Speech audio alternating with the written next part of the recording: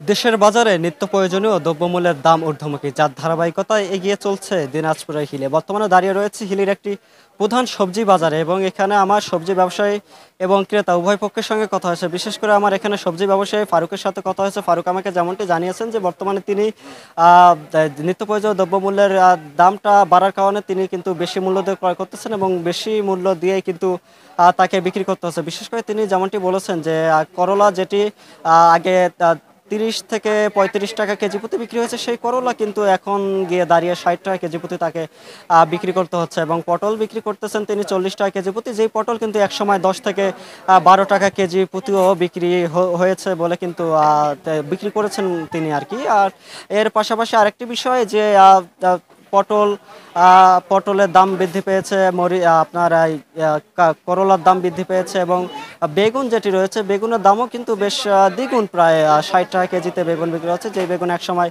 20 থেকে 25 টাকা, এবং এমনও সময় আসে 10 টাকা কেজি প্রতিও কিন্তু বেগুন বিক্রি হয়। এবং আমরা বাজারে আরেকটি বিষয় দেখেছি যে এই অসময়ে কিন্তু শিম বাজারে বিক্রি হচ্ছে, শিম বিক্রি হচ্ছে 200 টাকা কেজি প্রতি, যেটা একটি শীতকালীন সবজি। এবং গাজর টমেটো কিন্তু বাজারে বিক্রি হচ্ছে। তবে নিত্য প্রয়োজনীয় দ্রব্যমূল্যের ভিতর এই আপনার করলা এবং পটল এবং যে বেগুন, এই তিনটের দাম কিন্তু ঊর্ধ্বমুখী। এবং মরিচের দাম, যেখানে কয়েকদিন পূর্বে দেশি মরিচ ছিল 80 টাকা কেজি প্রতি, আর সেই দেশি মরিচ কিন্তু বর্তমানে বিক্রি হচ্ছে 160 টাকা কেজি প্রতি, এবং ভারতীয় মরিচটা 20 টাকা কমে গিয়ে ভারতীয় মরিচটা 120 টাকা কেজি প্রতি বিক্রি হচ্ছে, আগের মতো 120 টাকা কেজি প্রতি বিক্রি হচ্ছে। তবে দেশি মরিচের দামটা বেড়েছে, দেশি মরিচ কিন্তু এখন বিক্রি হচ্ছে 180 টাকা কেজি প্রতি।